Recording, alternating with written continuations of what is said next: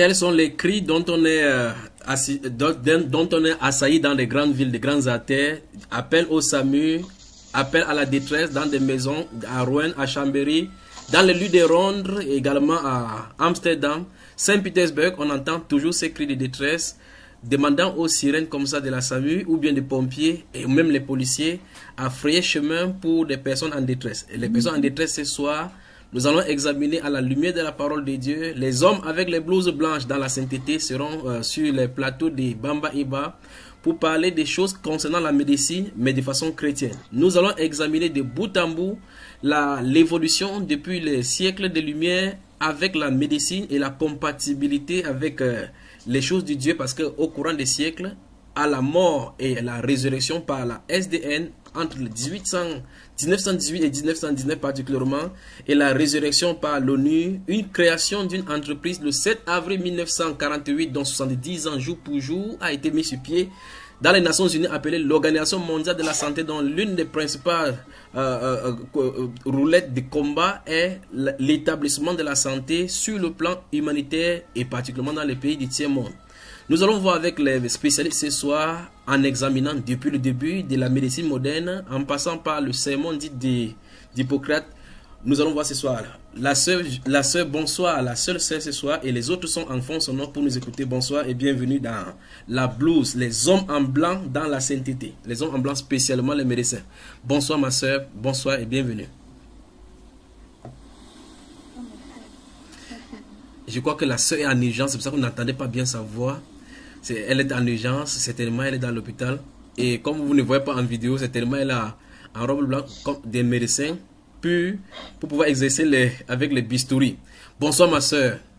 Bonsoir mon frère. Oui, très souvent dans les salles d'urgence on dit silence ici, silence, pas de bruit pour ne pas heurter les sensibilités et réveiller le malade.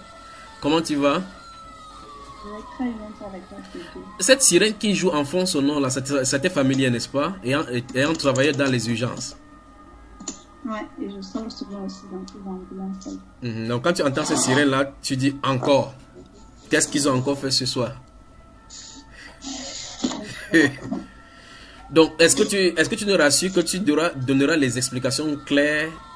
Non, nous ne ferons pas serment ici comme jadis la nouvelle constitution du Tchad. Nous ne ferons pas les serments ici, que tu diras la vérité, rien que la vérité, que tu serviras avec probité sur les biens et les personnes que nous allons avoir approchées. Donc, est-ce que ici tu répondras à cœur ouvert aux frères et aux sœurs dans le monde entier qui auront certainement besoin des questions, qui auront des questionnements? Voilà. Alors pour tout contact, pour ceux qui vont contacter, je crois qu'à la fin de cet enseignement, il y a toujours le nom et les numéros. Vous voulez contacter un des médecins pour avoir des réponses à vos questions. Ici, l'espace est absolument gratuit parce que c'est dans la sainteté, on se trouve dans la sainteté, il n'y a rien à vendre. Mais si vous allez les consulter dans leur clinique, obligatoirement, puisque ce n'est pas leur clinique, puisque ce n'est pas leur hôpital, vous devrez payer à la caisse. Donc ici, c'est la consultation gratuite et la direction gratuite par le Saint-Esprit. Que Dieu te bénisse. Alors, de l'autre côté de Fulda, nous retrouvons notre frère Cyril. Frère Cyril, bonsoir. Bonsoir, mon frère béni. J'espère que je n'ai pas trop fait des... Bon, de toute façon, c'était pour planter le décor. La même question également pour toi. Est-ce que tu seras prêt à répondre à toutes les questions sans dévergogne, sans tournure de langage, pour que les gens puissent comprendre à la lettre ce que la médecine et la Bible disent? Je vais dire, pas le micro, non. Je vais dire que je connais, non. C'est que je ne connais pas grand-chose. Je m'a dit qu'il est raisonnable de conforme aux règles à l'étude de la médecine. Oui. Et donc là, nous invitons les autres chrétiens dans le monde entier qui auront peut-être certainement des apports, des idées à apporter à d'autres frères dans le monde entier de nous contacter et de se joindre à ces forums pour travailler et aider les chrétiens dans le monde entier. Le groupe n'est pas un groupe fermé comme sur Facebook, c'est ouvert. Ce qui s'est passé là? Non, c'était l'urgence qui passait. Je crois que ça partait dans l'hôpital de l'autre soeur là. Tu entends ça? C'est l'urgence. Vérifie que c'est pas chez toi que l'urgence en est passée. Parce qu'il ne faut pas qu'on laisse le malade. Ils pensent qu'ils vont traverser la route, non? C'est un problème. Bonsoir le frère Yassine, bonsoir et bienvenue. Bonsoir Bonsoir, bonsoir mes frères, bonsoir ma soeur, que le Seigneur vous bénisse. Bienvenue. Bienvenue dans cette première édition des hommes dans la sainteté, les hommes en blouse dans la sainteté. Les hommes en blanc ou bien les hommes en blouse dans la sainteté. Merci. Et j'espère que vous saurez répondre aux exigences des frères et sœurs qui ont certainement des pléthoriques de questions et questions que nous allons essayer d'épiloguer là-dessus aujourd'hui en choisissant l'une des questions qui défraie la chronique en milieu chrétien et dont beaucoup de philosophies sont entre. Nous allons regarder dans la médecine ce que la médecine en dit et puis nous allons nous tourner du côté des chrétiens maintenant en regardant ce que la parole de Dieu en dit. Parce que toutefois, chacune des choses, que ce soit bien sur le plan humain, tant que ça continue la parole de Dieu, cette chose-là est à mettre de côté. N'est-ce pas mes frères? Et là, sur ce plan-là, avant de toucher le thème de ce soir, je crois que les autres sont en fond, selon les autres sœurs du Canada sont là. Que le Seigneur vous bénisse, vous qui nous écoutez et qui allez réagir sur le forum. J'aimerais poser la question, est-ce que vous conseillerez quelqu'un qui viendrait vous voir parmi les thèmes que nous allons examiner ici aujourd'hui? Nous n'allons pas épiloguer sur tous les thèmes aujourd'hui, nous allons voir un thème développé selon que le Seigneur nous dirigera. Est-ce que vous êtes à même, d'après la règle de la déontologie de chaque... Je rappelle que la sœur est en Belgique, et vous deux vous êtes en Allemagne. Est-ce que dans votre déontologie de la médecine, est-ce qu'il vous est prescrit de pouvoir donner l'orientation spirituelle à la médecine naturelle? À quelqu'un qui viendrait vers vous, est-ce que dans votre hôpital, avez-vous eu des cas? Chacun peut prendre la parole. La médecine naturelle, c'est quoi? La médecine des plantes? Non, pas ce style de médecine. Je voulais dire, est-ce que c'est possible que quelqu'un vienne vous voir avec quelque chose, vous, étant en même temps chrétien, en même temps médecin, vous lui conseillez de laisser cette médecine-là, il vient là-bas et aller dans la prière, ou bien prier même pour lui sans lui prescrire les remèdes? Qu'est-ce que votre institution dira? La sirène là qui a passé, on n'a pas bien compris. La sirène là qui je crois que la sirène là, il y a trop d'urgence là. Il y a trop d'urgence. Alors, le frère Yassine, tu as suivi? Bon, je crois que pour répéter la question, c'est de savoir est-ce qu'il est permis que nous puissions conseiller un malade qui vient chez nous, oui, afin de l'orienter, de demander d'aller peut-être prier le Seigneur. Ou mieux encore, en langage plus simple, est-ce que Dieu est le bienvenu dans votre milieu?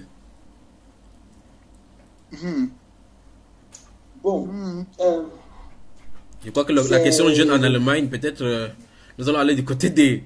Puisque l'honneur à la femme. Est-ce que de ton côté, ma chère sœur Reine, est-ce qu'il arrive que Dieu règne dans votre hôpital? Ou bien est-ce qu'on a fermé Dieu dans la morgue là-bas ou bien quoi?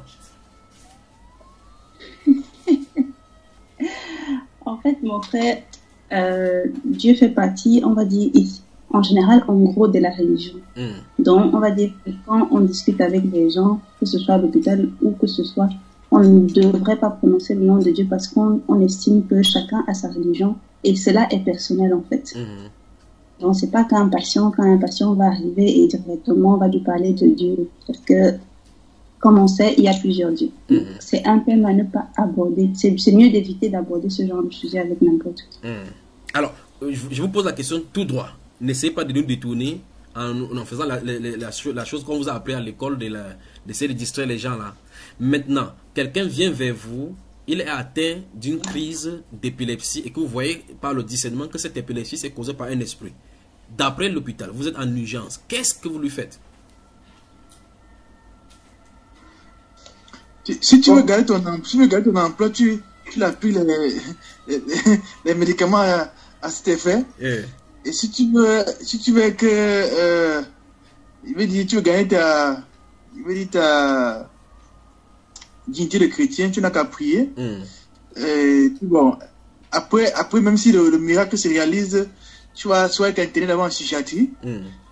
Et puis sûrement tu vas perdre ton emploi parce que la promotion de quelque courant religieux que ce soit, comme la sœur disait tantôt, est prohibée absolument. Absolument, c'est même pas un débat, c'est prohibé absolument. Bon, est-ce que c'est dans toutes les institutions que c'est prohibé de cette façon-là? Oui, mon frère Yassine. Oui, je vais aussi ajouter une chose à cela, parce qu'il faut bien le dire, n'est-ce pas, quand on arrive dans les hôpitaux, généralement en Allemagne, il y a les églises dans les hôpitaux. Il y a des heures à laquelle... donc il y a des chapelles comme... Comme à l'hôpital La Quintina, à la sortie, nous voyons ici une chapelle. Et cette chapelle-là est faite justement pour les derniers restes, pour les restes quand les gens sont morts, quoi. Est-ce que c'est la même chose là-bas? Bon, ce n'est pas effect, c'est pas la même chose. Au fait, on fait partie déjà d'une société où ils ont tout organisé. Donc, eux, il y a un côté religieux qui leur apprennent la morale et tout le reste. Ça veut dire quoi? Un malade, par exemple, peut avoir besoin d'un pasteur à 16 heures, et le pasteur s'y rend. Donc, le pasteur a aussi les emplois de temps à l'hôpital où il doit se rendre chez certains patients. Et la chapelle se trouve dans l'hôpital, à l'intérieur. Maintenant, c'est vrai que déjà dans la société, c'est entre guillemets tabou de parler de Dieu. Et on y prend parfois aussi du recul. Et parfois, quand tu abordes quelqu'un avec le sujet de Dieu, c'est une question personnelle. Ça dépend des personnes. Tu vois, il y a des personnes, c'est bienvenu. Ils souhaitent t'écouter, mais c'est tabou dans la société. Mais cette institution religieuse qui est installée dans les hôpitaux, à quel groupe appartient-il et pourquoi donc ceux-là peuvent prêcher de ces dieux et que d'autres personnes ne peuvent pas parler de ces mêmes dieux-là, soi-disant? C'est donc justement ça le problème. C'est ce que Yassine voulait expliquer. Ces institutions-là, en fait, il faut que croire, il faut le dire. En fait, ce sont des débranchements de l'enfer qui ont le couvert des églises et qui ont le droit de siéger dans les institutions publiques. Soi-disant pour faire ce qu'on appelle par exemple en allemand le Seelsorge. C'est-à-dire quand quelqu'un a un souci, en fait, quelqu'un de mourir. On l'aide à mourir bien, quoi. Et il veut se confier à quelqu'un. On appelle un prêtre ou bien passer selon les confessions, si tu es évangélique ou bien catholique, on appelle un de ces messieurs-là qui vient et qui te dit la messe ou bien qui te baptise sur le lit de mort. Mais maintenant, si par exemple tu as l'occasion d'écouter ce qu'il lui dit, tu verras que ça n'a rien à voir avec l'évangile tel que l'a le prétend. D'ailleurs, je crois que le frère Yassine à cet effet pourrait peut-être raconter ce qu'il a eu à discuter, à partager avec un prêtre qu'il a rencontré dans le premier hôpital de travail. Et les discussions qu'ils ont eues, ça pourrait peut-être édifier sur la question. Exact. Donc, déjà, en gros, comme tu le dis si bien, vraiment, ce sont des gens qui sont là pour t'apaisantir un peu l'âme. Ça veut dire qu'ils viennent te donner des bonnes paroles pour que tu te sentes consolé, mais qui n'ont vraiment rien à voir avec une parole qui peut te pousser à la repentance. Alors, frère Yassine, vas-y droit au but par rapport à cette espérance que tu as eu, que le frère a signalé maintenant, comme ça on entend les différentes difficultés que vous avez à transmettre la parole. Qu'est-ce qui s'était passé? Au fait, qu'est-ce qui se passe? Je rencontre un prêtre catholique et ce prêtre catholique, on a eu un petit débat, quoi. On est venu au niveau de la parole et puis lui-même, il acceptait qu'il y a certains points de la parole que eux, en tant que catholiques, bon, ils voient ça un peu, ils prennent ça, ils ont un peu du recul par rapport à ces paroles-là. Donc, ce qui peut laisser croire que l'évangile qui prêche n'est pas l'évangile de Christ, c'est l'évangile qui est accepté par le peuple, par le peuple, comme la Bible nous le dit dans les derniers temps. Donc, les docteurs qui se sont faits et qui leur raconteront exactement ce qu'ils ont besoin d'attendre. Ce n'est pas que j'ai eu un incident précis, mais c'était cette discussion-là qui montrait encore le niveau de religiosité des hommes et des peuples, quoi. Voilà. Donc ces gens-là sont des fonctionnaires d'État, les fonctionnaires. Exactement. Des fonctionnaires qui travaillent et ils ont le salaire. Et dans les films, on les voit finir leur culte et après ils partent fumer de la cigarette. Exactement. Donc, ils ont rempli un service et ils touchent le salaire pour accompagner les gens en enfer. Jacques Daniel. Alors la sœur Reine, as-tu aussi eu une expérience de la confrontation avec dans ton milieu, au sein de ton travail, les difficultés avec l'évangile, cette ambiguïté-là? Ici en Belgique, du moins dans l'hôpital où je travaille ici en Belgique, je n'ai jamais vu de chapelle. À ma connaissance, non. Mais ça fait pas longtemps que je suis en Belgique. En Italie, on sait plus qu'en Italie, c'est où il y a le Vatican. Donc, ouais, c'est plus la religion catholique qui est prônée là-bas. Effectivement, en Italie, dans les hôpitaux, en général, il y a des petites chapelles. S'il y a un patient qui est entre le temps de mourir, on peut appeler un prêtre qui vient être sur l'évangile de notre bien.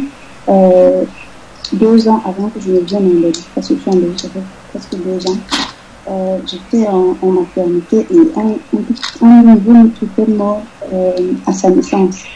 On a essayé de, comme j'étais le médecin qui était sur place, on m'a demandé de trouver un prêtre pour bénir en fait l'enfant avant qu'on aille l'enterrer. Voilà. Du moins, après, par la suite, on n'a pas pu le faire, mais c'est l'infirmière qui était là, qui a bu, en fait. Elle n'est pas prêtre, elle n'est pas pâtisserie, je ne sais pas quoi. C'est elle qui l'a. Bon. Là, je trouvais ça normal parce que je ne connaissais pas encore c'était quoi la parole de Dieu. Oui. Maintenant, en Belgique, on va dire qu'il y a tellement de religions, il y en a beaucoup plus de religions ici, musulmanes ici. Ce qui fait que ici, parler encore de Dieu, c'est beaucoup plus compliqué. Mais, personnellement, avec les patients, j'ai juste eu un cas aux urgences d'un jeune qui est arrivé parce que j'ai lu son dossier avec un 4 ans.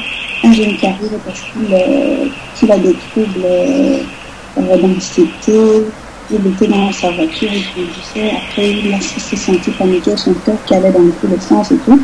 Et du coup, moi, je le vois, je le trouvais très jeune. Et je ne voyais pas qu'il avait un problème. Donc, je le prends, je vais dans la salle avec lui pour le bien-être. Je commence à discuter avec lui en disant son dossier. C'est pas la première fois qu'il allait chez le psychologue. On ne trouvait vraiment pas ce qu'il avait. Mais il perdait souvent la tête comme ça, il devenait parfois agressif, parfois un peu calme. Et je discute avec lui et je lui dis, bon, qu'est-ce qui se passe? Il m'explique. Bon, il a vu que j'étais en train de l'écouter. Ça, c'est vraiment au tout début de ma conversion. Il a compris que j'étais en train de l'écouter. Donc, j'ai pris de la peine à l'écouter. Il me raconte quelque chose de depuis l'enfance. Il a vu son père qui a fait un infarctus. Il m'a raconté un petit peu son enfance, sa mère, avec une situation un peu difficile. Et moi, je l'écoutais. À un moment donné, il dit, je ne sais pas ce qui se passe, mais Dieu ne m'écoute pas. Et là, c'était la pêche qui m'avait tendue, en fait. Du coup, je me suis levée, j'ai fermé la porte. J'ai dit, bon, oublie la blouse blanche, on va discuter si tu veux parler de Dieu. Je ferme la porte, il me dit, je dis, non, tu as parlé de Dieu, il me dit, oui. Je dis, vous êtes chrétien? Il me dit, oui. Je lui dis, expliquez-vous. Il a commencé à m'expliquer qu'il est déjà allé chez le pasteur, il fréquente une communauté ici en Belgique. Il parle, je l'écoute. Et il me dit, je crois que je ne comprends pas parce que les médecins, les psychiatres n'arrivent pas à me soigner. On m'a déjà donné beaucoup de médicaments chez le psychiatre, mais il n'y a pas de solution. Il me dit, vous savez ce qui se passe, c'est que chaque fois quand je vais aller en Angleterre pour épouser, j'ai comme l'impression qu'il y a un qui me dérange. Et du coup, je l'ai écouté, je lui dis, je vous écoutais depuis tout le début. Il me dit, c'est curieux parce que vous m'écoutez, vous m'écoutez, vous. Est-ce que vous connaissez Dieu? Je lui dis, oui, plus ou moins. C'est vraiment au début de ma conversion. Je lui dis plus ou moins. Du moins, je suis en train de le chercher. Là, il était curieux. Il me dit, comment vous faites pour le chercher? Bon, moi, je lui dis, ce que je pense, c'est que toi, tu es en train de te perdre, à voir des psychiatres. Je te dis ça. Je lui ai dit, oublie la blouse blanche. On va parler entre personnes adultes. Et il m'a expliqué, je lui ai donc dit, pour moi, ce que tu dois arrêter de faire, c'est d'aller déjà chez le psychiatre, arrêter de prendre un médicament, parce que moi, je pense que si tu cherches Dieu et tu vas chez le psychiatre, je pense que c'est Dieu qui doit d'abord chercher. La solution à ton problème, c'est en fait chez Dieu. Je ne sais pas te dire, je ne peux pas te dire comment tu vas le faire, mais tout ce que je sais, c'est que arrête d'aller aussi dans les communautés, chez les pasteurs. Dieu ne se trouve pas là-bas. Prends le temps de... Tu lis la Bible, il me dit oui. Je lui dis, prends le temps de prendre ta Bible, tu t'assois chez toi et tu demandes à Dieu de te parler. Tu te mets à genoux. Il me dit, j'ai déjà prié. Je dis non, maintenant ça sera différent. Prends ta Bible, tu restes dans ta chambre, tu pries sincèrement. Tu demandes à Dieu ce que tu veux. Il me regarde, il est tout tourné. Il me dit, mais comment ça se fait, vous faites ça? Je lui dis, bon, je ne sais pas pourquoi je fais ça, mais c'est tout. Est-ce que vous voulez encore voir un psychiatre?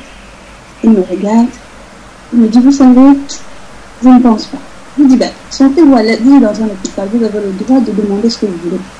Il me dit, ce que les patients, tout ce qu'ils me donnent, ça ne m'a jamais aidé. Le psychiatre me voit, ça prend, je pense, le temps. Là, il était un peu perdu. Et du coup, après, je lui dis, bon, écoutez, je vais appeler le psychiatre, je vais faire mon travail. J'appelle le psychiatre, je lui explique votre problème, et vous allez essayer de discuter avec le psychiatre. Dès qu'il est sorti, il me dit, ok, je sors, je finis avec lui, je sors, je lui dis, bon, voilà, je vais chercher le psychiatre me dit, oui, c'est pas urgent, je reviens, je lui dis, monsieur, le psychiatre veut bien vous voir, mais vous allez attendre. Après, on me dit, vous savez quoi, je vais partir. Merci beaucoup de m'avoir écouté, je vais y aller. Donc, ça, c'est vraiment l'expérience que j'ai eue avec la seule fois où je vais parler vraiment de Dieu à un patient en tête à tête, quoi. Voilà. Mais ce que tu as fait là, ce n'est pas une faute professionnelle de dire que je laisse la blouse de côté étant dans l'institution qui te paye les honoraires. Si, c'est une faute parce que je ne devrais pas le faire. Mais je ne sais pas ce qui s'est passé ce jour-là pour que je puisse faire ça. Parce que si quelqu'un vient, le temps déjà que j'ai pris beaucoup de temps avec ce patient aux urgences, on sait ce qui s'est passé aux urgences.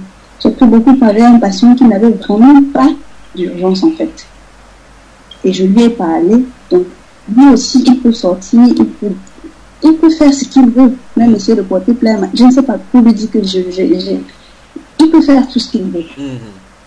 Et lui, il était de quelle nationalité? C'était un blanc, comme on appelle? Non. C'était un Africain. Oui. Voilà. Mais, donc, ça veut dire que dans l'exercice de votre service physique, de votre service séculier, vous confrontez à certaines réalités de votre foi.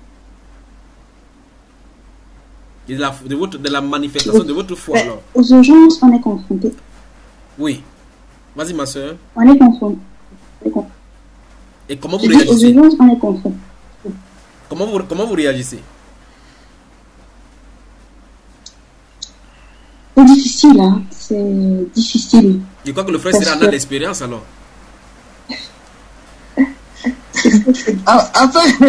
En fait, ce qu'elle veut dire, c'est que quoi? C'est que s'il faut que concret pour éviter d'être dans la vacuité, s'il faut que concret, en principe, si on veut exercer vraiment la foi telle que la parole de Dieu, en fait, tel que les standards de la parole de Dieu les pose, on ne peut même pas exercer le métier de médecin. En fait, dans toute cette mesure. Parce que tu es aux urgences, tu reçois au moins 600 personnes qui ont plus besoin de délivrance que de venir te voir. Comment tu gères ça, mon frère, sachant dans ton cœur que voici la vérité? Oui. Quelqu'un vient te dire que j'ai discuté avec mon copain, on s'est fâché, il m'a dit que s'il va me séparer de moi, ma tension augmentait au cancer, elle pleure devant toi, elle crie devant toi, elle dit que non, elle va se suicider. Est-ce qu'elle a besoin d'aller voir un psychiatre, cette dame? Qu'est-ce que tu fais dans ce cas, frère? J'ai dit, en fait, c'est compliqué. Non, dis-nous, donne-nous ton expérience. Quand tu fais face dans cette cas-là, qu'est-ce que tu fais? Sachant qu'il a besoin de délivrance. Tu ne les délivres pas, frère. T'es diverse.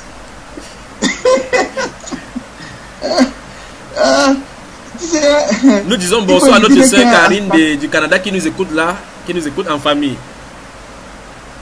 Non, c'est pas évident comme ça. Hein. C'est-à-dire qu'il y a d'abord un contexte dans lequel tu peux te mettre à exercer une délivrance. Donc, là maintenant, frère, avant qu'on ne touche les points, maintenant nous sommes en train de toucher la médecine. Et on est encore en surface comme ça dans les condiments d'entrée. Et c'est déjà difficile, on n'a pas encore touché le thème. Et se trouve en milieu chrétien des gens qui commencent à discuter par rapport au thème que nous allons aborder, par rapport aux compromissions. Alors la question c'est, pourquoi donc Dieu est exclu dans ces milieux? Pourquoi? En partant du serment d'Hippocrate, dans la fin du serment, par rapport aux définitions qu'il en donne à ces serments-là, il invite tous les dieux, que les dieux lui soient. Je crois que la sœur Karine dit qu'il espère qu'on l'entend parce qu'il y a des bruits chez elle. Voilà. Donc il pose la question pourquoi effectivement Dieu est exclu dans ces milieux-là, comme jadis dans tout autre milieu. Mais le cas de la médecine nous intéresse parce que Dieu est le guérisseur. L'un des seus noms, c'est le Dieu qui guérit. Et comme nous voyons dans la Bible, pourquoi dans la médecine, depuis l'Antiquité, en partant d'Hippocrate particulièrement, on exclurait le domaine spirituel dans la médecine particulièrement. Pourtant, bien qu'ils sachent qu'il y a certains phénomènes qu'ils ne maîtrisent pas. Selon vous, pourquoi?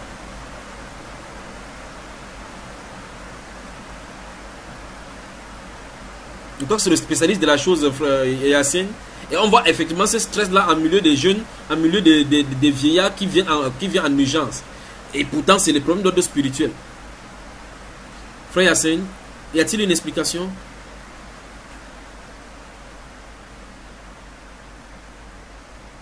Je crois que son micro est fermé là. Bon, oui. Oui, c'est vous m'écoutez maintenant. Vous m'écoutez? C'est un succès. Ok. Je crois qu'il y a une problématique qui se pose ici. Parce que d'un côté, il faut bien se poser la question, est-ce que les soi-disant églises n'ont pas failli? Parce que il y a des gens qui cherchent bien des solutions devant Dieu, auprès de Dieu, mais ils ne le trouvent pas. Ce qui leur reste, c'est de venir prendre une seringue à l'hôpital.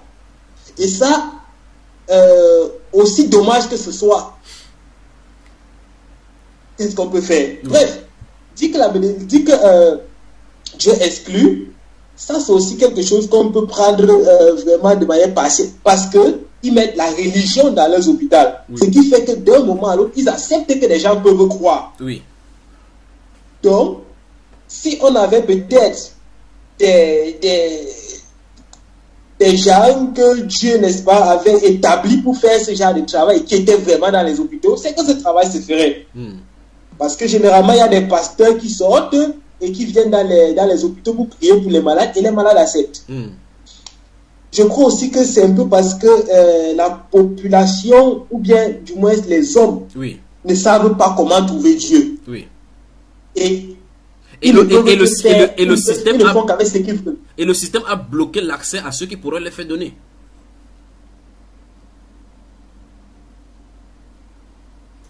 Mais parlons lorsque nous parlons de ce système de religion établi en milieu de médecine, puisque c'est ça que nous examinons ce soir, mais nous sommes dans le 21e siècle, mais c'est un fait dans l'histoire de la médecine que depuis la Babylonie jusqu'à le Moyen-Âge, on a toujours eu à exclure Dieu, mais en mettant d'autres divinités comme Zeus, comme Esculape, dont le symbole de la médecine justement est issu.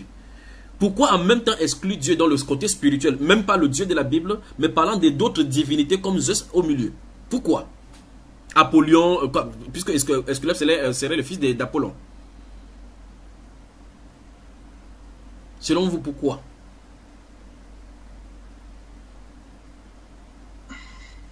Est-ce qu'il y aurait une explication? C'est-à-dire le symbole de la médecine, par exemple en pharmacie.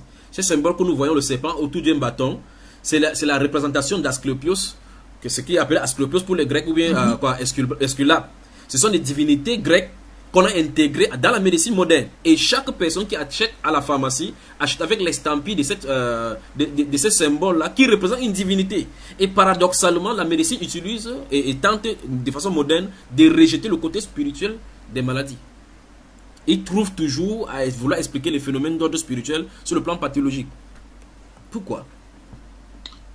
Comment on peut expliquer ça? C'est aussi fait à dessein, hein? C'est aussi fait à dessein parce qu'il y a d'abord l'orgueil de la connaissance qui veut qu'on n'ait pas soi-disant besoin de Dieu pour expliquer certaines pathologies. Comme si l'homme se suffisait. Tu vois, voilà. Et ça là, ça se fait ressentir surtout sur les maladies psychiatriques. On m'a dit sur les choses.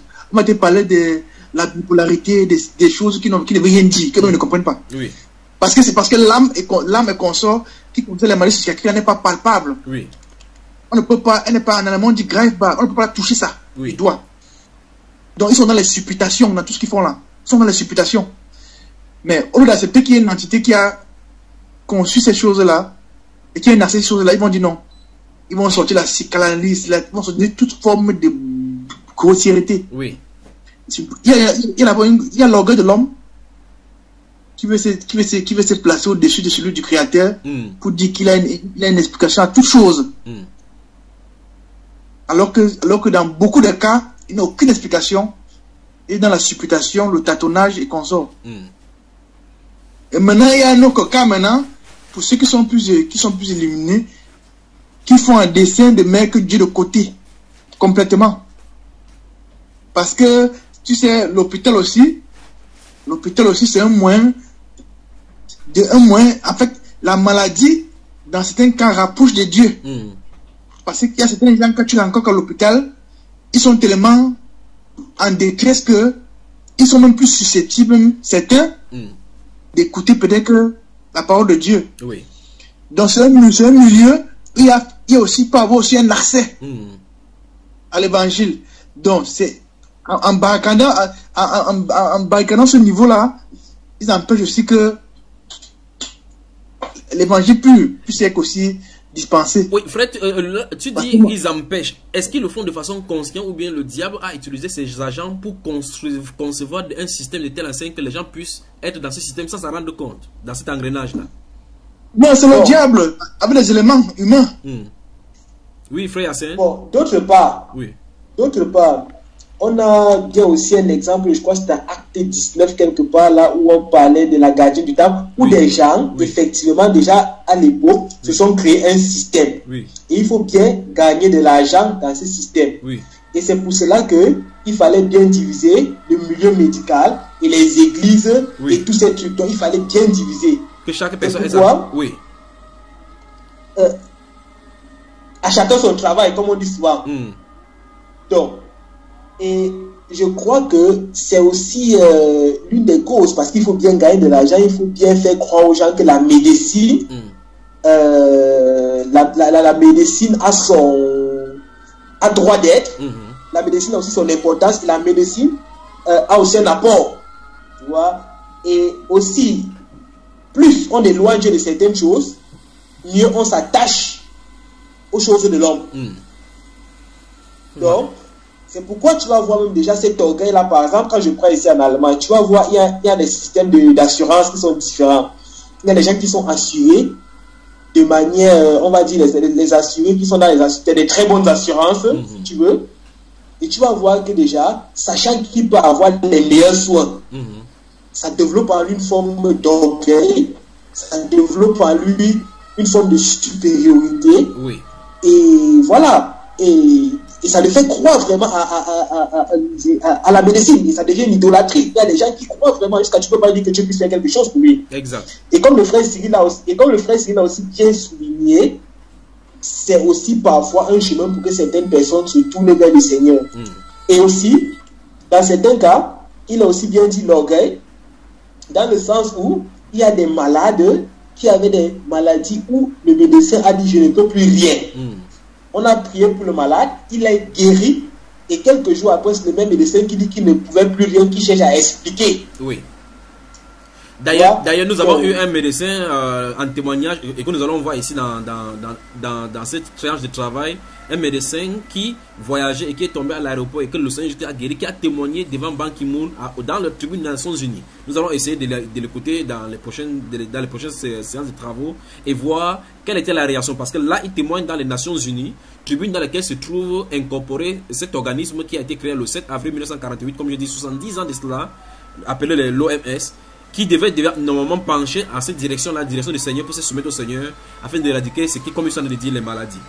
Alors mon frère, nous allons prendre une pause, tout en disant ceci, le décor est planté. En passant depuis l'Antiquité par Escalope, Hippolyte de Cos, en passant également par, comment il s'appelle encore, Claude Galien, qui a justement soigné beaucoup d'empereurs, et les Arabes tels que Avicenne. Toute la médecine a connu son évolution, et dans les différentes sphères, nous avons également un autre qui n'en est pas l'unique, parce que beaucoup dans le courant de l'histoire, beaucoup de ces médecins n'étaient pas connus seulement pour les plantes médicinales ou bien pour leurs prouesses dans la médecine, mais beaucoup étaient des littéraires, comme le cas d'Hippocrate qui était en même temps philosophe. Beaucoup étaient des géologues, des géographes, d'autres étaient des historiens, en même temps qui exerçaient dans la médecine. Nous avons un célèbre également dans l'histoire de la Bible appelé médecin. Le Seigneur a marché jusqu'à lui au point de le prendre pour sa littérature afin qu'il examine tous les traits et faits des gestes du miracle que le Seigneur Jésus fait. Alors nous allons essayer d'entrer dans la pensée de Luc dans ces différents travaux pour voir exactement comment le médecin a pu étant dans la réalité des miracles du Seigneur Jésus, de la guérison du Seigneur Jésus. Comment Luc pouvait-il sentir étant médecin physique? Exactement comme dans ce livre de Luc au chapitre 8, où il est dit clairement que cet homme-là, cette femme qui avait la perte de sang pendant 12 ans, avait dépensé son argent, tout son bien chez le médecin. Et Luc qui écrit cela, lui il est médecin. Il dit que cette femme avait dépensé tout son argent chez le médecin sans qu'aucun d'eux ne l'ait guéri, mais plutôt son mal d'aller de pire en pire. Et donc, nous allons essayer de voir dans la pensée de Luc, du frère Luc, pour savoir comment il pouvait penser en lisant ces genres d'écriture, ce qui lui était dit pour qu'il puisse reporter.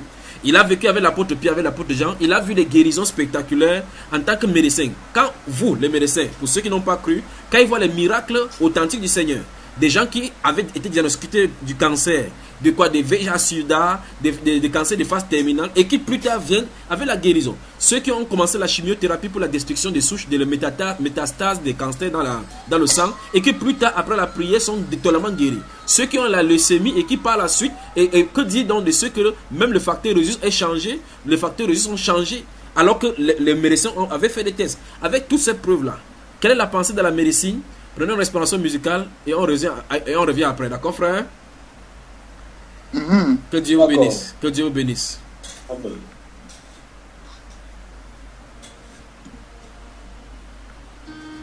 That healeth thee, I am the Lord, your healer. I sent my word and healed your disease. I am the Lord, your healer. I am the God that healeth thee. I am the Lord, your healer. I sent my word and healed your disease. I am the Lord, your healer.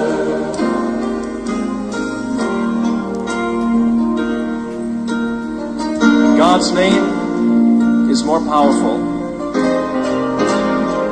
than any disease you can name tonight. You might have received a horrible report from the doctors and told you your disease is incurable. But you know what? There's hope tonight. There is hope because God's promised that He would heal us. I want you to put His word on your lips tonight. Sing His word back to Him. En effet, la parole de Dieu effectivement guérit, et cette parole est celle qui est imprégnée dans la Bible afin que tous ceux qui croient en lui reçoivent par le nom du Seigneur Jésus-Christ le pardon de leurs péchés. Si vous nous écoutez, bienvenue dans la blouse blanche pour Jésus, la blouse blanche dans la sainteté, le forum des médecins chrétiens qui répondent aux questions confrontées par les chrétiens dans leur foi à l'exercice de leur métier, les choix que nous faisons dans la résolution de nos problèmes d'ordre médicinal ou médical à la lumière de la foi, à la lumière de la parole de Dieu. Avec pour sigle IAC, lorsque le spermatozoïde est issu de la banque des spermes, ou bien IAD, lorsque le spermatozoïde est aussi d'un donneur du mari. L'insémination artificielle, c'est le thème que nous allons développer ce soir à la lumière de la parole de Dieu et avec des spécialistes que vous avez. La sœur Reine encore, bonsoir et bienvenue. Bonsoir mon frère, bonsoir tout le monde. Le frère Yacine, bonsoir et bienvenue. Bonsoir mes frères, bonsoir ma soeur. Bonsoir au frère Cyril. Bonsoir, bonsoir. Bonsoir beaucoup comme ça. Nous disons encore bonsoir aux sœurs qui nous écoutent également du côté du Canada et celles des États-Unis. L'insémination artificielle à la lumière de la parole de Dieu. Dans l'histoire de la Bible, depuis la Genèse, nous voyons des gens en quête de bébés. C'est au point où Salomon lui-même, le sage, a dû mettre dans le proverbe qu'il y a des choses qui sont insatiables. Le feu qui ne se rassasie pas de brûler, l'œil qui ne se rassasie pas de voir et la femme stérile. Donc quand une femme est stérile, elle va chercher l'enfant comme le feu qui brûle la forêt de l'Espagne et de la Californie du Nord. Alors, la quête de l'enfant cause beaucoup de problèmes dans des familles. Certaines familles sont arrivées au divorce. D'autres personnes qui ont été mariées ont été accusées de sorcellerie. D'autres ont été accusées des femmes ont été accusées, d'autres ont été chassées même dans leur foyer, d'autres ont eu une seconde épouse malgré leur propre volonté, alors que leur décision n'était pas ainsi. Nous voyons en Afrique particulièrement les familles qui portent une femme et venir mettre dans la maison et imposent à cet homme-là que voici ta femme parce que l'autre qui est à la maison depuis ne procrée pas. Pourquoi depuis elle à la maison ne procrée pas? Et ceci crée des tensions. La tension est observée, le plus observé lorsque nous sommes en milieu chrétien et des gens sont en quête d'enfants. Maintenant, la technique moderne ou bien la médecine moderne offre donc une panoplie de choix. Et l'un de ces choix sera examiné maintenant, l'insémination artificielle. Nous allons aller vers les spécialistes maintenant, proprement dit, pour savoir ce que c'est que l'insémination artificielle et en quoi, comment ça consiste. Puis nous allons revenir dans les Saintes Écritures pour voir comment les gens qui manquaient de l'enfant ou bien étaient stériles dans la Bible faisaient. À cela, nous allons faire donc la synthèse à la fin de cette première partie de cette émission pour voir maintenant ce qu'il en est par rapport à notre foi au niveau de l'attente du Seigneur. Alors, je pose la question tout droit comme ça au frère Yassine. Frère Yassine, l'insémination artificielle, c'est quoi au juste? Terre à terre pour que les gens puissent nous saisir. Oui, l'insémination artificielle, aussi simple que cela peut être défini, est une technique de reproduction assistée qui consiste, n'est-ce pas, à placer du sperme dans l'utérus sans qu'il y ait un rapport sexuel. En quelques termes. Donc, on peut parler, comme tu l'as si bien dit, de l'IAD, ça veut dire une insémination artificielle avec un donneur. Donc, lorsque le sperme vient par exemple dans... Donc ça veut dire qu'il y a un don, il y a une banque de sperme ou bien un donneur qui viendrait donner son sperme ipso facto. Exactement, il y a un don de sperme et aussi ce qu'on appelle une insémination artificielle interconjugale. Je crois que c'est intraconjugale. Ça veut dire que ça, c'est le mari par exemple qui est l'apporteur de sperme. Voilà. En quelques... Très brièvement. Ça veut dire qu'un homme et sa femme ne procréent pas. Par suite peut-être de l'infertilité. Et puis les deux viennent consulter un médecin. On prélève le sperme de l'homme et on place dans l'utérus de sa conjointe. Je crois qu'à l'issue de ces explications, lorsque nous allons aller dans la parole, nous allons nous poser des questions concernant toutes ces différentes techniques-là. Et de l'autre côté, l'IAC qui consiste à entrer dans le banque de sang. Je crois que j'ai vu dans un documentaire les différentes banques de sang, banques de spermatozoïdes qu'il y a, au point où même la nature, l'ADN et les yeux, les couleurs des cheveux, les couleurs des yeux des enfants sont choisis. Quand vous venez, on vous place les catalogues des différents. Si vous voulez un enfant blond, on prend le spermatozoïde d'un blond et on insémine dans votre corps. Donc, quelqu'un qui est noir en Afrique peut aller en Amérique ou bien en Afrique, en Europe. Il passe prendre un spermatozoïde d'un blond, un bon allemand, avec des cheveux blonds, les yeux verts, et vient en Afrique accoucher un allemand. N'est-ce pas, frère? Exactement. Oui. Alors, frère Cyril, y a-t-il quelque chose encore à ajouter à cette insémination artificielle? Bon, ajouter au niveau de quoi? Au niveau de la définition. La particularité ou bien quoi? Oui, de la définition même des vocables insémination artificielle, inséminer de façon artificielle. Non, il a tout dit. Voilà. Il a tout dit, c'est un processus qui émane de la sorcellerie et bon, qui donne ce que ça donne. Il a tout dit, c'est en ce qui concerne la technique de, en fait, du moins, on appelle ça la méthode. Tes collègues médecins vont t'entendre et on risque de te railler de l'ordre des médecins du monde. Ah, je sais pas le premier qu'on a rayé. On va te poser la question que les travaux des différents chercheurs qui ont eu à plancher là-dessus pendant des années pour donner des bonheurs à des familles, tu veux appeler cela la sorcellerie? Ah, chacun dit sa part, non? Oui. Donner du bonheur à des familles. Puisque nous voyons le témoignage des gens. Parce que ce ne sont pas des trucs qu'on fait gratuitement. Oui. Mais je connais quelqu'un qui a fait plusieurs fois gratuitement. Oui. Voilà. Alors maintenant, je vous pose donc la question directe. N'essayez pas de tourner parce que nous sommes ici pour éclairer. C'est la blouse blanche dans la sainteté. Vous êtes les blouses blanches du Seigneur Jésus dans la sainteté. Qu'est-ce que vous direz si vous êtes dans votre hôpital? Quelqu'un vient, un couple vient vers vous. Dit, nous venons pour l'insémination artificielle. Qu'est-ce que vous le direz? Chrétien, médecin. Frère Cyril d'abord. Bon, déjà j'ai la grâce que je n'ai pas ça dans mon hôpital. Oui. Donc je n'ai pas la gynécologie, je n'ai pas un centre d'insémination chez nous. Mais si c'était le cas, vraiment, Bon, c'est difficile de savoir comment je réagirais, mais j'ai essayé d'aller détourner de ce projet-là, quoi. Oui. Et la personne, en te posant la question comme ça, tes chefs, tes supérieurs sont à côté de toi. Ils sont à tes côtés, ils sont en train d'écouter votre conversation. Qu'est-ce que tu fais? J'ai dit au chef quoi? J'ai dit au chef qu'il sorte un peu, non? Qu'on l'appelle dans le bureau. Non, là, il sera en train de mentir. Je lui dis qu'il sorte un peu. Il veut parler en plusieurs de personnes. Oui, ça c'est usé de la sagesse. La sœur Reine, même question pour toi. Les gens viennent vers toi, qu'ils veulent faire l'insémination artificielle. S'ils n'ont pas d'enfants, là c'est le dernier recours. Ils vont mourir, ils vont se suicider. Et vous savez combien les gens se suicident chez vous là-bas comme des canards. Toi, enfant de Dieu et médecin, qu'est-ce que tu lui conseilles? Séance tenant, avec tes supérieurs à côté de toi. Et les caméras de surveillance vous surveillent. Mon frère, c'est très difficile comme question. Oui. Aïe, aïe, aïe. Je sais pas, mon frère. Si mes supérieurs sont à côté, je pense que je ne vais même pas oser parler. Tu vas les renvoyer vers la supérieure. Je vais tout simplement leur dire ça, qu'ils doivent en discuter avec un gynécologue. Là, pour moi, je peux me retirer, parce qu'au moins, je ne suis pas gynécologue. Oui, là, vous ne serez pas en train de jouer un peu comme les parents de ce garçon des gens, chapitre 9, qu'on a guéri, et ils savaient effectivement que c'est Jésus qui a guéri. On lui demandait si c'est effectivement cet enfant-là qui avait plus de 40 ans. Non, ils ont dit que non, demandez-le vous-même. Ils ont de l'âge. Ce n'est pas une fuite en avant. C'est vrai, mon frère, mais on voit que l'intégrité n'est pas encore là au total. Bon, même question pour notre frère, et la même question est posée pour ceux des États-Unis qui nous écoutent et pour la ceux du Canada qui peuvent nous écrire, effectivement, comme si on est d'écouter là. Oui, frère Yassin.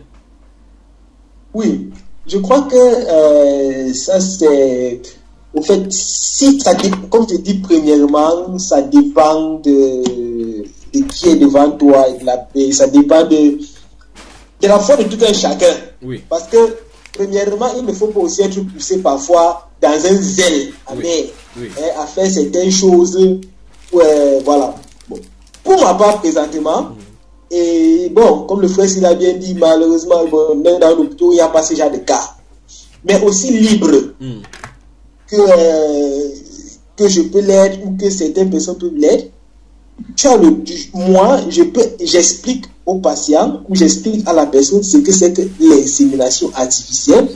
Si c'était mon devoir, quoi, bien que je ne sois pas dans ce domaine. Je lui dis point, et je lui donne mon avis personnel. Oui. Je lui dis, voilà ce que la médecine est capable, mais mon avis, mon expérience. On peut me mépriser pour ce que, mais mon expérience, c'est que je connais des familles qui étaient stériles, qui n'ont pas eu d'enfants, mais qui ont reçu la grâce du Seigneur Jésus-Christ, et ils ont eu un enfant. Si mon chef ne croit pas, c'est mon problème. Il ne peut pas m'empêcher de croire ce que je connais. Donc, je peux lui définir ça, je peux lui donner le contexte, je peux tout lui dire ça, autant que je le sache. Je l'ai appris, je sais ce que c'est, mais j'ai un avis. J'ai une position. Oui. Oui, ça ce serait un peu mon point de vue à cela, quoi. Et si dans un... Et devant mon chef... Oui. Oui, vas-y. Oui, mon frère, vas-y, fini. Et si mon chef pense que parce que j'ai un avis, il doit me renvoyer, gloire à Dieu. Tu le dis, mais je crois qu'il... Oui, je crois qu'il a aussi un avis. Oui. Comme moi aussi j'ai un avis, mais j'ai dit au patient, voilà ce que c'est que l'insémination. Oui. Maintenant, je l'ai vu le patient, quel est mon avis? Mon avis, c'est que j'ai vu des gens qui n'avaient pas d'enfants et que, par la grâce du Seigneur, ils ont eu des enfants. Voilà. Et en clair, qu'est-ce que tu veux leur dire? En clair? Oui. En clair, ce que je veux leur dire par là, c'est quoi? C'est que qui ne croient pas que la médecine, comment il veut dire, l'insémination artificielle, c'est leur dernière voie, c'est leur dernier recours. Hein? Mais qu'ils sachent qu'il y a un Seigneur qui est capable de donner l'enfant. Oui. Hein? Ça peut te demander une patience au niveau où tu n'as jamais eu de ta vie, mais ce que j'ai vu, on ne peut pas m'empêcher d'avoir vu. Oui. Et, voilà.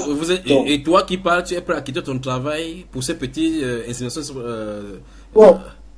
le truc, c'est qu'elle ne s'est même pas trop attachée au travail. Oui. Donc, pour moi, ce ne sera pas un problème, un grand problème, en fait. Oui. Oui. Voilà. Avançons maintenant. Là, nous parlons de l'insémination artificielle. Nous allons brosser sur le plan médicinal et puis avant d'entrer dans les Saintes Écritures. Maintenant, il est question, d'après ce que nous avons vu dans la définition de l'insémination artificielle, d'introduire le spermatozoïde dans l'utérus. Alors, vous n'allez pas quand même nous dire que nous sommes au village, on ne ramasse pas les spermatozoïdes dehors. Il faut les prélever quelque part. Et là, la médecine nous explique qu'il y a 3 techniques de prélèvement. N'est-ce pas? Le prélèvement péricoïtal, le prélèvement après le rapport sexuel, le prélèvement en dehors du rapport sexuel. Là, vous êtes le médecin. Expliquez-nous comment le prélèvement péricoïtal s'est fait. Ça veut dire qu'on fait des coïts interrompus. N'est-ce pas, frère? Expliquez-nous avec le langage simple pour que les gens comme nous qui n'avons pas fait médecine puissent savoir comment est-ce que... Parce que nous allons, après avoir élucidé toutes ces choses, avant de définir cela, que nous allons aller à la Sainte Écriture pour voir maintenant, en tant que chrétien, la question en fond c'est, est-ce qu'un couple chrétien qui est en recherche d'enfants doit s'engager dans la procédure par insémination, comment ça s'appelle, artificielle? Parce que si c'est une insémination artificielle, l'enfant est artificiel, nous sommes d'accord. Voilà. Alors, parlons du prélèvement des spermatozoïdes pour pouvoir l'inséminer. Et par la suite, on va toucher le prélèvement, puis l'insémination. Comment est-ce qu'on prélève, frère? Il faut déjà dire que, en fait, il y a 3 différents... D'après ce que je sais, il y a 3 différentes méthodes. Oui. Parce que, comme le frère tout à l'heure, il a parlé de l'IFP. Oui. Donc, ça veut dire que le spermatozoïde vient du conjoint, oui. Ou IAD qui vient du donneur. Oui. Et donc, dans l'IAC, en général, le spermatozoïde, il est prélevé après masturbation. Oui. Donc, on demande en général 2 à 6 jours d'abstinence sexuelle. Oui. Et après ça, le conjoint doit se masturber. Oui. Et on va prélever le spermatozoïde pour analyser au laboratoire. Oui. Et ensuite, on prélève le spermatozoïde. Là, on l'injecte dans l'utérus. Oui. Ça, c'est l'IAC. Oui. La deuxième chose, c'est la fécondation in vitro. Ça veut dire ce qui se passe naturellement quand on a des rapports sexuels, on le fait dans le laboratoire. Oui. Donc, les prélèvements se font soit chez la femme, soit chez l'homme. Oui. Donc, chez la femme, on fait une stimulation au niveau de l'ovaire pour prélever les ovocytes. Oui. À ça, avec des médicaments. Donc, on dit les médicaments, on surveille avec des échographies. Oui. Pour prélever les ovocytes qui peuvent déjà recevoir le spermatozoïde. Chez l'homme, on fait la même chose. Oui. Donc, c'est pas pendant le coït interrompu, d'après mes lectures, avec le coït interrompu, ce n'est pas vraiment, ça ne sera pas vraiment fiable et ça ne sera pas efficace. Donc, en général, c'est avec la masturbation qu'on le fait. Un certain délai d'abstinence pour pouvoir prendre le spermatozoïde assez efficace. Oui. Donc, on prend les ovocytes chez la femme, on prend le spermatozoïde chez l'homme, qu'on féconde maintenant dans les laboratoires. Oui. Ça forme l'embryon, c'est ça qu'on prend, on injecte maintenant dans l'utérus. Oui. Le troisième maintenant, c'est l'insémination, ce qu'il appelle ICSI. Oui. Donc, l'insémination cytoplasmique des spermatozoïdes. Oui.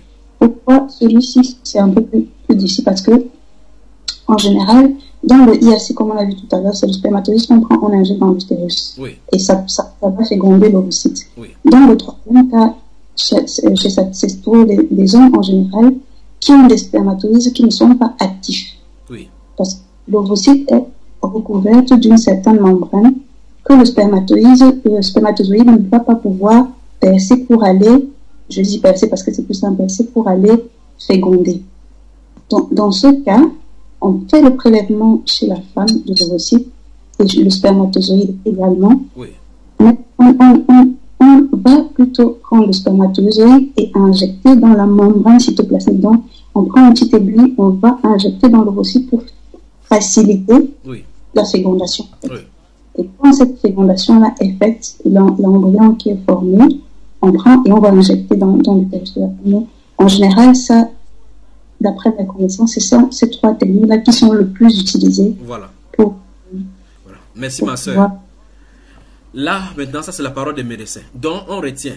En fait, nous voulons, il faut que nous allions terre à terre pour que les gens puissent bien saisir. Comme ça, lorsque nous allons entrer dans les scènes des Écritures en posant ces différentes questions, que ça n'est pas à choquer plusieurs, de toute façon, du côté chrétien. Donc, en clair, pour les techniques de prélèvement des spermes, parce que c'est juste là que nous voulons nous y atteler. Il y en a 3 façons de prélever. Il y a le prélèvement, ce qu'ils appellent péricoïtal. Il y a le prélèvement après le rapport sexuel. Ça veut dire qu'on peut avoir le rapport sexuel avec condom percé. C'est ce qu'ils font. Et puis on laisse le sperme dans le vagin et on prélève par la suite. Et d'autres encore dans le sperme, dans le condom non percé. Mais le 3e cas qui nous intéresse, c'est après, quoi, sans rapport sexuel, c'est-à-dire que c'est en dehors du rapport sexuel. Là maintenant, on trouve encore et la masturbation. Et le prélèvement intra-urétral, le prélèvement électro-éjaculation. Ça veut dire qu'on utilise les appareils pour faire éjaculer. Et le prélèvement par compression de la prostate et des vésicules spermatiques. Nous avons également en 5e lieu le prélèvement par technique MESA, c'est-à-dire que microsurgical epididymal sperm aspiration. Donc on met un appareil dans le tronc pour pouvoir aspirer. Dans l'un et dans l'autre, connaissant que c'est à l'hypophyse que se trouve le point de contact pour pouvoir déclencher le mécanisme sexuel. Qu'est-ce qu'on fait concrètement pour qu'un homme commence à se masturber? La sœur Reine, spécialiste en... Bon. Oui, le frère, oui, allons-y le frère, oui. Quel est le mécanisme que les médecins vous mettez en place avec la chambre? Qu'est-ce qu'il y a dans cette chambre-là pour que quelqu'un parte pour se masturber? On dit, monsieur, va là-bas, tu remplis le... Et je crois que frère, nous allons parler en grand maintenant. Donc, vous donnez une bouteille. Oui. Voici une bouteille. Quelqu'un vient avec sa femme. On va prendre le cas des couples. Il vient avec sa femme, vous lui donnez une bouteille vide. Vous lui présentez la chambre là-bas, que vous voulez du sperme, qui fait vite, il rentre avec du sperme chaud. Comment vous... Qu'est-ce qu'il est censé faire là-bas, mon frère? Il y a des poupées qui sont prévues pour les... Il y a des poupées qui doit offrir à son enfant ou bien comment? Voilà, vraiment à son petit, voilà, qui doit le stimuler, n'est-ce pas? Oui. Il y a aussi des films pornographiques parfois. Donc vous avez les vidéos pornographiques dans l'hôpital. Bon, ça c'est... Bon, il faut bien le dire, ça ce sont des centres spécialisés, hein, hôpitaux, oui. On peut pas leur refuser ce terme. Oui. Il y a cette appellation. Mais ce sont des différentes méthodes qu'ils utilisent pour exciter le patient, quoi. Oui. Oui. Bon, le monsieur va, il rentre, il vous tend le thé avec les choses gluantes blanches là-dedans. Vous le regardez, vous savez ce qu'il a fait. N'est-ce pas les médecins? Mais c'était le but, non?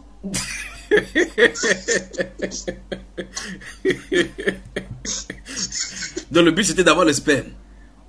C'est ça. Je crois qu'avant en expliquant petit à petit comme ça, les gens commencent à voir là où se trouvent les problèmes. Maintenant, prenons, ça c'est le cas où un couple va pour l'enfant. Maintenant, avec ceci, une femme qui voudrait être indépendante pour ne pas avoir le père, celle qui veut avoir un enfant dont on ne connaît pas le père pour que plus tard on ne dérange pas. Et le cas maintenant, plus grave maintenant, ce sont les hétérosexuels, les homosexuels qui sont entrés au milieu et qui peuvent aller là-bas prendre une femme dans le monde des lesbiens, la prendre pour mère porteuse. On met un spermatozoïde d'un papa. Vous allez passer en route un jour, vous allez voir un fils qui vous ressemble, alors que c'est votre sperme que vous avez laissé quelque part dans un laboratoire. Alors donc, voici dans le monde dans lequel nous trouvons, dans le monde moderne, selon l'OMS. Alors, ce que je t'en ai dit, c'est ceci. Il y a une entreprise appelée Pharmaco Enfant qui emploie désormais des gens et ouvre un laboratoire avec une salle de pornographie où ils achètent les spermes. Un monsieur qui est en chômage cherche comment il va faire, il n'en trouve pas, a de bons spermes avec le taux des spermatozoïdes vraiment nombreux. Il va là-bas, il ouvre le sang, il va dans le sang, il dit madame, je suis venu, il voit la secrétaire qui est assise exactement comme la sœur est assise. Madame, je suis venu vendre mon sperme. La chose la plus précieuse qu'un être humain puisse avoir en lui. Je suis venu vendre mon sperme. On lui dit, prends ceci, va dans cette chambre-là, rapporte-moi le sperme. Il apporte 20 millilitres, ou bien 20 millilitres, ou bien 20 centilitres, ou bien, enfin, 20 millilitres de sperme, et on lui donne peut-être 100 €. Il sort, il est d'accord. On dit la prochaine fois, c'est vert encore. Et puis on prélève tous ces ADN, on met dans l'échantillon, on l'étudie, on met dans le laboratoire. Il est fiché. Frère, n'est-ce pas des abominations? En sorcellerie. Encore toi, encore. Encore toi. Maintenant, là, je vous pose la question. Et la question est allée à ceux des Canada qui sont venus nous écouter et qui sont venus de rire à la maison. Que Dieu vous bénisse. Alors, je vous pose la question. Vous restez dans votre hôpital maintenant. Oui. Là, maintenant, frère Cyril, frère Yassine, la sœur Reine, dans un des départements de votre hôpital est créé dans un centre, dans une autre branche du pays. Vous recevez un de ces 4 matins, un mail ou bien une lettre désignant qu'on vous a affecté comme le chef du département du spermatozoïde, des masturbations, des inséminations artificielles. Que c'est vous qui contrôlerez ces blocs-là et vous donnerez les ordres maintenant pour que l'insémination artificielle soit faite. Qu'est-ce que vous faites à l'issue de la lecture de cette lettre? La sœur Reine, ne bougez pas la tête, vous allez parler, tout le monde va vous entendre.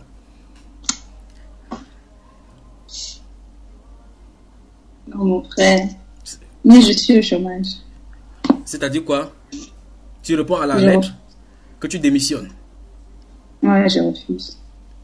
Frère Yassine.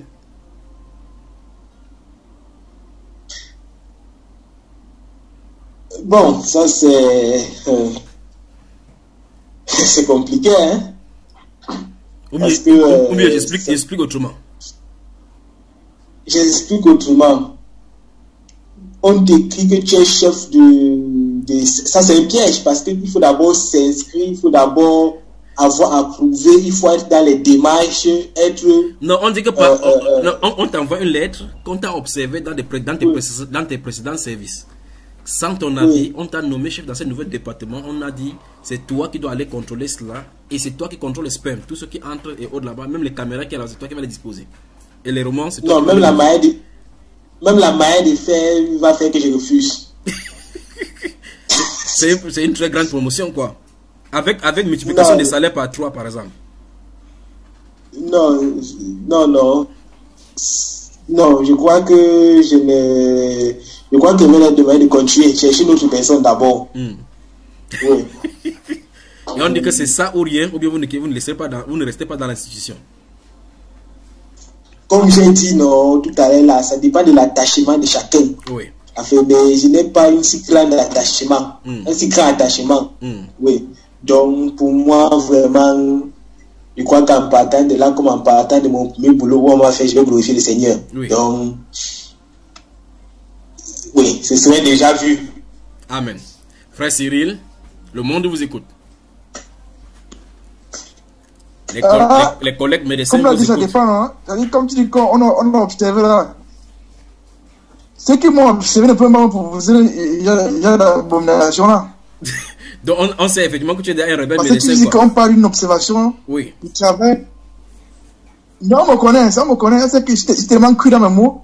Un peu pour poser quelque chose comme ça là. Et on dit justement que c'est à cause de toute façon que tu sois cru, que tu vas pouvoir dire des grossièretés aux gens pour qu'ils puissent aller se masturber. Qu'est-ce que tu en dis? Ah bon, hein? Oui. Non, j'ai moins dit que parti pas dans ma chance. C'est pas dedans.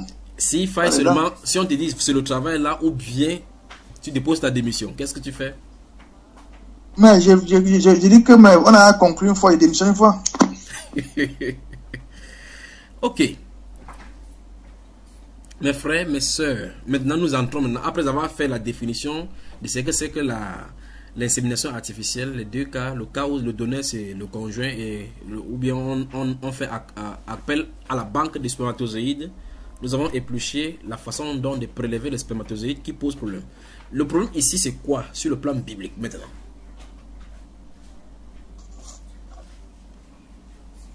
Le problème c'est la méthodologie de l'extraction déjà. Oui. On peut épiloguer sur les autres manières, enfin sur les autres méthodes, sur la déontologie chrétienne, les autres méthodes. Mais la troisième méthode que la sœur a mentionnée là, c'est-à-dire que l'étape qui précède l'extraction de sperme, il y a une abomination déjà. Oui. On te fait voir la pornographie, on te fait voir les revues, les revues pornographiques, tout ça là, ça c'est la sorcellerie. Quand tu as l'enfant maintenant, après tu rentres à la maison, tu t'adoptes avec la pornographie. Ouais, ça c'est même pas C'est naturellement, tu diras que la soeur a parlé de, en fait, Fred disait que on met les films pornographiques. Les gens comme nous, que la masturbation fallait tuer, on n'a pas besoin de des films là. Si on te dit que va dans telle chambre, ça dit qu'on t'emmène à aller te masturber. Oui. Peu importe si tu vois même le film ou tu ne vois pas. Donc il ne s'agit même pas de voir le film ou de ne pas voir. Oui. Il s'agit de qu'est-ce que tu peux faire là-bas. Oui. C'est ça le problème aussi. Alors, est-ce que certains chrétiens ne savent même pas que la masturbation... Je crois que la sœur Renoir s'est chargée de lire ce que les sœurs du Canada est en train d'écrire pour qu'on puisse avoir aussi le feedback venant d'elle. Le temps qu'elle ouvre son Skype. J'aimerais dire, frère, certains chrétiens ne connaissent pas que la masturbation est un péché, puisque d'autres disent, Mobicus, que ce n'est pas écrit dans la Bible que la masturbation c'est un péché. Dans quelle catégorie de péché se trouve la masturbation? Pardon? Dans quelle catégorie de péché? Puisqu'il dit, pour qu'on puisse étayer éclairer la lanterne des frères et ceux qui nous écoutent maintenant. On a vu que l'une des méthodes de prélèvement du sperme chez l'homme, que ce soit le conjoint ou bien le donneur, se trouve par la masturbation principalement. Ou bien on doit appuyer les vestibules pour que le spermatozoïde puisse sortir. De toute façon, c'est la masturbation. Alors, d'autres ne considèrent pas la masturbation comme un péché, puisque en Europe, les gens pratiquent cela au fil de tous. Alors la question c'est, en quoi est-ce que la masturbation est un péché? Qu'est-ce qui appelle la masturbation dans la Bible comme étant un péché? C'est classé dans quelle catégorie de péché, je veux le dire? Moitié sexuelle. Puisque c'est pas écrit dans la Bible, masturbation. Il n'y a pas un mot dans la Bible, masturbation. Oui. Donc c'est la débauche, l'impurité sexuelle. L'impurité sexuelle. Voilà. Donc, ayant donc consumé que la masturbation est un péché, on comprend effectivement le pourquoi cette pratique de l'insémination artificielle est une abomination entre les mains du Seigneur. Mais entrons dans la pensée du Seigneur. Le cas, si la sœur Reine est prête à lire les interventions des autres médecins du côté du Canada. Oui, allons-y ma sœur. La sœur Christine, qu'elle pense que ça dépend, que c'est difficile de donner un avis par rapport à la question de tout à l'heure. Oui. Si on nous nommait... Si on vous nomme chef des magasins des spermatozoïdes de masturbation. Oui. Oui, exactement. Et elle dit, comme disait le frère, il faut déjà annoncer ses couleurs au départ, qu'on sache quelle est la position en tant que chrétien. Oui. Et elle dit, à chaque endroit où se trouve, on doit pouvoir dire qu'on craint Dieu. Et elle pense aussi que d'une manière de mettre déjà un bouclier devant nous et que le Seigneur nous aide à ne pas se compromettre. Amen. Et prenons le point où elle a dit qu'il faut dès le départ montrer sa chrétienté. Est-ce que donc, avec votre modernité maintenant, est-ce que vous avez l'opportunité de vous présenter en tant que chrétien dans votre métier? Ça c'est un. Et de deux, en vous présentant comme ça, est-ce que ça les empêche de vous donner des choses qui sont anti-bibliques? Bon, au fait, ça dépend vraiment au total. Il y a toujours des personnes qui vont se présenter pour te tenter, pour te provoquer. Quand on dit que donner son avis comme prophète, ta manière de faire, ta manière de vivre avec eux, oui. Ils constatent déjà qu'il y a d'abord quelque chose qui est différent. Je prends l'exemple simple. Oui. Quand certains collègues savent qu'ils partent après le travail boire la bière, oui. Il y a certaines personnes que quand ils savent que toi, ils ne vont pas t'appeler. Oui. Donc, ils prennent tous ceux qui boivent la bière, ils partent avec eux parce qu'ils connaissent oui. Ils connaissent ta position. Oui. Il y a toujours d'autres qui viennent avec certains trucs pour te provoquer, pour voir où tu es, pour voir quelles sont tes frontières, au fait. Oui. Voilà. Donc, ça existe. Et comme je dis, ça dépend de la manière de se comporter, où chacun sait que vraiment, celui-ci, là, il y a certaines choses que si je demande qu'il fasse, la manière avec laquelle il va me répondre, je ne vais pas venir une deuxième fois. Oui. Or, si tu es celui qui demande, qui t'attend toujours, qui fait ceci, ils auront toujours envie de venir. Mais là c'est sur le plan relationnel. Mais sur le plan institutionnel, les contrats que vous signez pour faire ce travail-là, y a-t-il dans des alinéas ou bien des articles du contrat qui stipulent l'ouverture à ta foi? Et puisque parfois quand tu signes un contrat, même déjà quand tu payes ta fiche de pénance, mais si tu es évangélique, catholique ou machin, ça existe. Maintenant, c'est pour ça qu'elle dit que ça dépend de ta marque. Oui. C'est dans les fiches de finances comme ça. Tu payes les impôts en tant que catholique, chrétien ou protestant. Oui. Maintenant, c'est pourquoi elle dit que même ton chef t'observe. Oui. Et ton chef, c'est que celui-ci là, oui. Il y a certaines choses qu'il ne fait pas. Il peut ne pas savoir pourquoi. Vous voyez pourquoi tout à l'heure, je vous disais qu'on vous observe. On voit que tu es sérieux et qu'il y a les spermes qui ont disparu dans ces banques-là. On dit que c'est toi qui dois aller là-bas parce qu'il ne faut pas que ça soit égaré encore. On dit que tu es sérieux. C'est donc pourquoi, au départ, déjà, le frère Cyril a eu raison. Parce que quand on connaît ta marche et ta détermination, c'est je crois que quelque part, il dit que les gars nous observent dehors. Ils nous observent vraiment. Donc, pour connaître ta détermination, il y a certaines choses que même le plus courageux ne peut pas venir te demander de faire. Donc voilà, donc la réponse est dans ce que le frère Cyril a dit là. Oui. Donc dès le départ, il faut être clair avec son entourage en tant que médecin. Oui, ce ne sont pas les paroles, mais c'est ta manière de faire qui leur montre que celui-ci est tranchable. Oui. Oui. Donc c'est un peu ça. Que le Seigneur vous bénisse. Alors nous étions dans avant l'intervention de la sœur Karine du Canada, avec son intervention lue par la sœur Reine, nous étions au niveau de l'examen maintenant du pourquoi, d'après la Bible, l'insémination artificielle ne doit pas être considérée par les chrétiens comme la bonne voie. Ou mieux, l'objectif ici c'est d'essayer de dissuader des couples, que ce soit chrétien ou pas, ceux qui veulent s'engager dans cette voie pour avoir d'enfants, que ce n'est pas de la même façon comme on dirait à ceux qui vont chez les marabouts d'aller chercher de l'enfant. La même façon, nous disons comme le frère Cyril a dit maintenant que ce sont des marabouts modernes, que ce sont les sorciers, que vous fuyez le marabout, vous allez chez les inséminations, vous avez fui le marabout pour aller chez les sorciers. C'est ça, n'est-ce pas, frère Cyril, pour citer tes propres mots? C'est la sorcellerie, c'est la sorcellerie. Alors nous voulons examiner en éclairant maintenant la lumière des Saintes Écritures en quoi est-ce que c'est mauvais d'après le plan du Seigneur. Nous avons vu que la façon de prélever le spermatozoïde déjà est anti-scripturelle, c'est-à-dire anti-biblique, donc c'est contre la volonté de Dieu. De deux, Dieu veut le contact avec le corps. Dieu veut le contact avec le corps. Il a créé un corps pour aller avec tel autre corps. Et la Bible parle des relations contre nature qui sera punie dans le livre de Romains chapitre 1. Des relations contre nature. L'insémination artificielle s'inscrit dans des relations contre nature. Donc l'insémination artificielle se situe exactement comme quelqu'un qui irait avec des poupées. Comme quelqu'un qui irait exactement avec les animaux. Ce sont des relations contre nature. Parce que la nature, Dieu a prévu que l'homme va avec la femme. Fin de citation. Et sa loi demeure indélictible et inébranlable. Maintenant, on avance là-dedans. Qu'est-ce qui peut pousser un couple à penser jusqu'à l'insémination artificielle? Un couple chrétien, proprement dit, ayant lu la Bible avec soi, frère médecin. Qu'est-ce qui peut pousser un couple à aller jusqu'à l'insémination artificielle alors qu'ils ont la Bible, connaissant toutes ces choses-ci?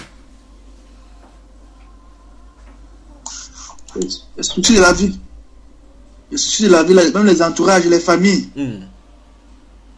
Les hommes dit. Oui. Malgré la connaissance au premier degré qu'on a dans la parole, les hommes dit. En fait, il n'est pas là en tant qu'exemple vivant. Hein? Oui. Il n'est pas là pour avoir vécu la chose moi-même. Oui. Que Dieu te bénisse. Les hommes dit. Les hommes dit. Les pressions familiales. Les pressions familiales. Les pressions de l'entourage. Oui. Voilà. Ça peut t'amener même contre même tes positions. Oui. Voilà. Ou bien le manque de connaissance tout simplement. Ou bien manque de connaissance, ou bien peut-être justement les gens sont ignorants et puis peut-être on n'a pas.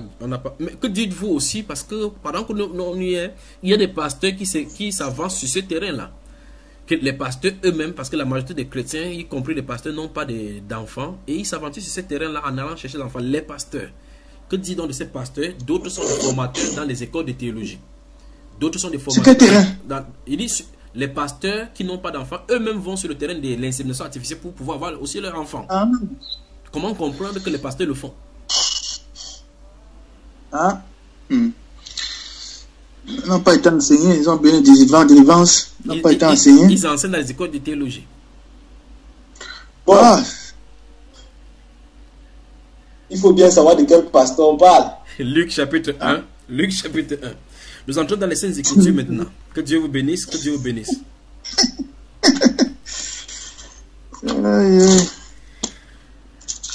La formation est fou.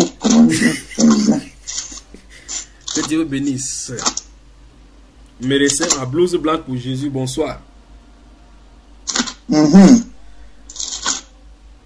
Dans le livre de Luc au chapitre 1, nous voyons l'histoire de Zacharie et d'Élisabeth qui vont nous planter le décor pour cet enseignement-ci ce soir. À partir du verset 5 de Luc chapitre 1, verset 5, Luc chapitre 1. La Bible déclare, du temps d'Hérode, roi de Judée, il y avait un sacrificateur nommé Zacharie, de la classe d'Abia. Sa femme était d'entre les filles d'Aaron et s'appelait Élisabeth. Tous deux étaient justes devant Dieu. C'est le qualificatif concernant ce couple-ci. Tous deux étaient justes devant Dieu, observant d'une manière irréprochable tous les commandements et toutes les ordonnances du Seigneur. Ils n'avaient point d'enfants parce qu'Élisabeth était stérile. Donc le diagnostic est donné parce que très souvent dans les cas des besoins d'enfants dans la famille, très souvent ça peut, la stérilité peut venir de l'homme par rapport à l'insuffisance des spermatozoïdes. Il faut maintenant aller autre chose, cultiver les spermatozoïdes, bien donner les médicaments qui vont faire le temps que le taux de spermatozoïdes puisse être raisonnable. Maintenant ici la Bible dit clairement que c'était Élisabeth qui était stérile. Et ils étaient l'un et l'autre avancés en âge. Donc ça veut dire que tout ce qu'on appelle cliniquement décelable par rapport à la procréation leur était défavorable. Ils sont vieux, Élisabeth est stérile. Ça veut dire que si elle est stérile et ils sont vieux, elle n'a jamais connu la joie d'avoir un enfant. Elle arrive à une étape où la médecine appelle ménopause. Donc plus d'espoir pour avoir d'enfants. Déjà que dans sa jeunesse, elle n'a pas pu avoir parce qu'elle est stérile. Mais la Bible déclare dans la description de ces deux personnages pour dire qu'il n'y avait pas de sorcellerie derrière leur dos. Le grand-père n'avait pas mangé la dot de la grand-mère. Ou mieux encore, on n'avait pas vendu quelqu'un dans la sorcellerie. On dit tous deux étaient irréprochables dans les commandements de Dieu et observaient de façon irréprochable tous les ordonnances du Seigneur. Donc, nous voulons dire donc à nos chers frères et sœurs qui courent dans l'insémination artificielle que ce n'est pas parce que tu sais Dieu en étant juste au mieux de ta compréhension, que tu es droit devant le Seigneur, tu fais du bien aux orphelins, tu aimes les enfants, tu as peut-être ouvert même les orphelinats et que tu n'as pas d'enfant par toi-même et Dieu ne t'a pas donné l'enfant. Ce n'est pas une raison pour dire que comme tu sais Dieu, tu auras l'enfant. Dieu sait toutes choses et il a prévu toutes choses. C'est Dieu qui accorde la vie. Dieu n'a pas donné à l'être humain d'accorder la vie. Le psalmiste dit dans le psaume 139 que c'est toi qui m'as formé dans le sein de ma mère. Il a dit, lorsqu'il t'observe dans le miroir, je suis une créature si merveilleuse. Il dit qu'il n'était point caché lorsqu'il a été tissé dans les profondeurs de la terre. Alors, c'est la main de Dieu qui forme l'enfant dans le ventre de la mère. Les médecins, avec les scientifiques, disent que lorsque la gamète mâle rencontre la gamète femelle, à cet instant-là, ce qui leur est miraculeux, ils disent, maintenant, à partir de cet instant, le miracle de la vie peut commencer. Ils appellent ça le miracle de la vie. Parce qu'il n'y a pas d'explication. C'est le mot le mieux qu'ils peuvent expliquer dans leur jargon. Ils disent, à cet instant-là, le destin est écrit. La vie de cette personne est écrite. Ils disent, à cet instant. Mais ils ne posent pas la question, écrit où? Écrit comment? Ils veulent dire plutôt tout simplement qu'à cet instant-là, la couleur de ses cheveux, la couleur de ses yeux, la morphologie de son teint, ainsi de suite, tous les épidèmes, tout est dessiné. On peut savoir clairement avec ces gènes, ce qui va en venir. Mais là où Dieu les a voilés, c'est qu'ils ne comprennent pas que c'est Dieu qui est dans ce mécanisme. Que ce grand bonhomme, cette grande femme qui sera maintenant, c'est un microcosme qui a été à l'état liquide, dont Dieu prend et transforme selon sa volonté jusqu'à maturité. Mais Dieu leur a fermé cela. La Bible déclare dans Romains chapitre 1 que ces vantant d'être sages, ils sont devenus fous. Eux qui ont changé l'image de Dieu en quadrupède et en animaux, ainsi de suite. La Bible déclare que c'est pourquoi Dieu leur a donné cet esprit de perdition afin qu'ils déshonorent eux-mêmes leur propre corps. Pas étonnant qu'ils vont disséquer le corps et faire toutes ces abominations qu'on est en train de voir. Alors maintenant, nous nous trouvons ici dans un cas de couple. Vous me direz peut-être en répondant que oui, mais en leur temps, la médecine n'avait pas de progrès comme on le faisait maintenant. Puisse dire que les semences de l'insémination artificielle n'ont pas commencé en l'année 2, au XXe siècle. La médecine que nous connaissons comme moderne a été développée par des pensées écrites dans les livres et gardées dans les traces de l'histoire. Et les gens prennent ces esprits-là maintenant pour développer sur le plan moderne avec les découvertes scientifiques que nous avons aujourd'hui. Alors ces deux personnes-ci dans la Bible, Élisabeth et Zacharie, étaient tous deux avancés en âge, mais tous deux craignaient Dieu.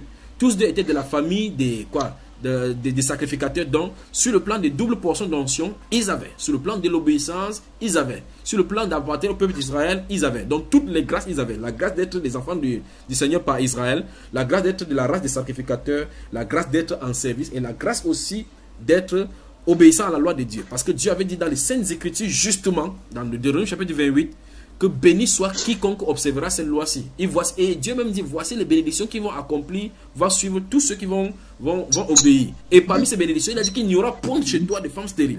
Dans Deutéronome 28, c'est écrit que si tu observes ce commandement, tu veilles sur tes voies, Dieu l'Éternel sera ton Dieu, il te bénira, bénit ton mou. Il n'y aura point de femme stérile, ni même ton bœuf ne sera pas stérile. Mais voici Élisabeth et son mari qui observaient, mais Élisabeth était stérile. Est-ce à dire que le commandement de Dieu, la promesse de Dieu était vaine? Que non. Parce que Dieu lui-même, après avoir donné un commandement, se dispose du temps d'exaucement à cette prière-là.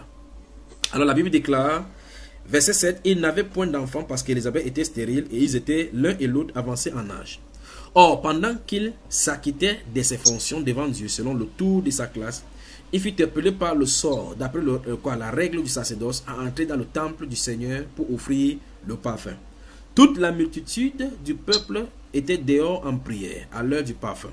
Alors un ange du Seigneur apparut à Zacharie et se tint debout à la droite de l'autel des parfums. Zacharie fut troublé en le voyant et la frayeur s'empara de lui. Mais l'ange lui dit, ne crains point, Zacharie, car ta prière a été exaucée. Point. Ta femme Élisabeth t'enfantera un fils et tu lui donneras le nom des gens. Fin de citation. Nous allons nous arrêter ici. D'après ce passage, l'enfant vient de Dieu. 1. D'après ce passage, Zacharie priait toujours pour demander à Dieu un enfant malgré son état de vieillesse. Ça montre qu'il avait foi en Dieu, qu'il n'a de recours qu'avec lui. D'après ces phrases-ci, la Bible nous montre ici que même si ta prière n'est pas encore répondue, ça ne veut pas dire que Dieu n'a pas écouté. Parce que l'ange ne nous dit pas que Zacharie venait de prier. Ce sont des prières qu'il a faites depuis des années. Depuis des années, peut-être longtemps, lorsqu'ils étaient jeunes dans le mariage, il priait chaque jour pour attendre l'enfant.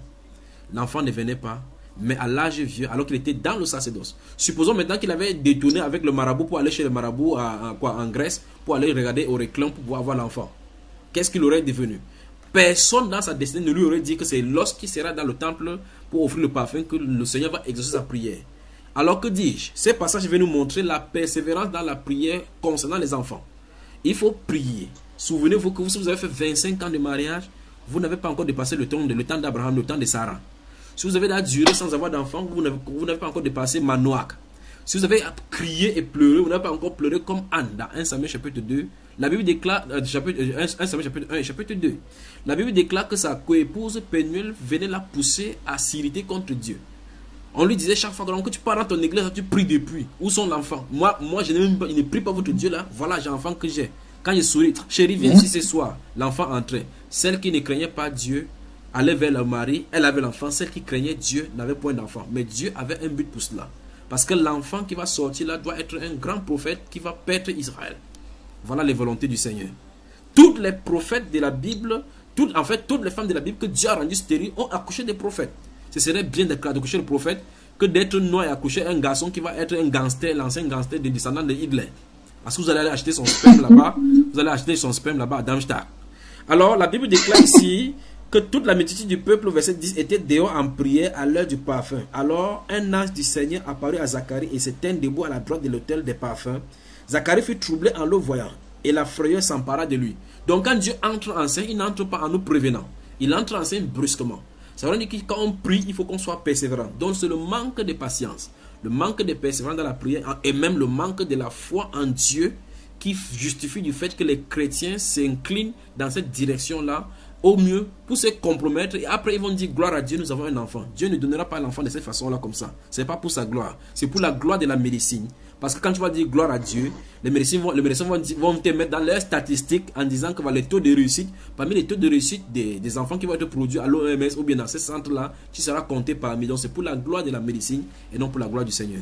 Pour la gloire du Seigneur viendra lorsque tu auras prié et que Dieu viendra par son esprit et mettre l'enfant dans ton ventre. C'est en ce temps que Dieu sera glorifié. Que dirons-nous du cas de Sarah qui, à l'âge avancé, la Bible déclare qu'à plus de 50 ans, elle a fini par concevoir alors qu'elle n'avait pas d'enfant. Que dirons-nous des femmes de la maison de Pharaon qu'Abraham a prié pour qu'ils puissent avoir des enfants? Que dirons-nous de Léa? Que dirons-nous de Léa? Que dirons-nous de Rachel qui priait pour avoir de l'enfant? Que dirons-nous de Manoach? Que dirons-nous de la mère de Samson que Dieu a visité? Que dirons-nous de toutes ces femmes dans la Bible et que Dieu a promis dans le livre de Deutéronome qu'aucune de tes enfants ne seront stériles? Il n'y aura point de femmes qui avortent chez toi. Alors mes chers frères, mes chères sœurs, ici se termine la première édition des blouses blancs dans la sainteté, les blouses blancs, les médecins de Jésus-Christ qui traitaient de l'insémination artificielle. C'est un péché devant le Seigneur. Si quelqu'un se dirige dans cette voie-là, ou bien méditer pour aller dans cette voie-là, qu'il comprenne aujourd'hui que c'est un péché et Dieu va le reprendre sévèrement. Parce que c'est rejeter Dieu. Même si vous ne voyez pas dans la Bible que l'insémination artificielle, comprenez le pourquoi. Si vous allez vers les docteurs pour avoir d'enfants, le docteur est devenu votre Dieu. Fin de citation. Si vous allez vers le docteur pour avoir un enfant, vous venez de dire que le docteur est votre Dieu. Les gens de la Bible invoquaient Dieu pour avoir l'enfant. Vous dites que vous croyez cette Bible-là, mais vous allez vers les hommes pour avoir l'enfant. Blouse blanche dans la sainteté, bonne soirée. Voilà. Shalom. Shalom, shalom. Bonne soirée, shalom, shalom. Que le Seigneur bénisse. Voilà.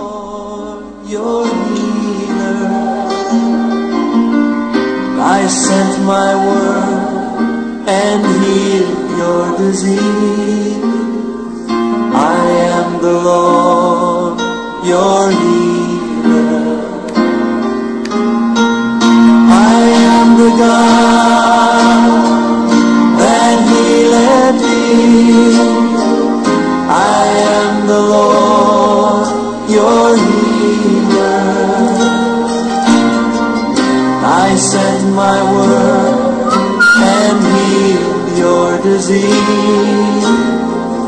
I am the Lord, your healer.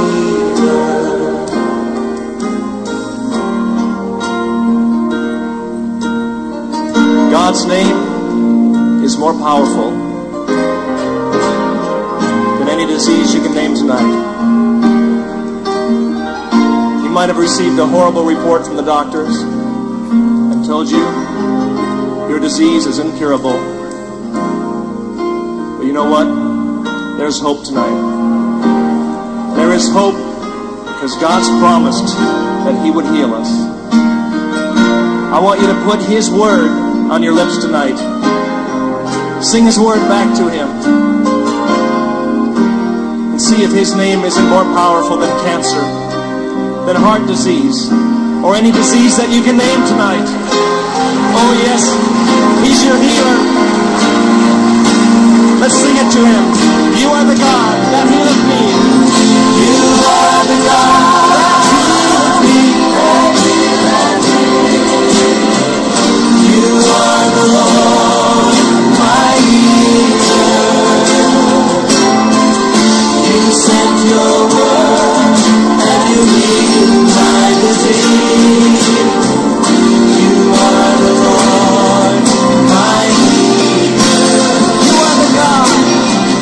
You are the God that healeth me.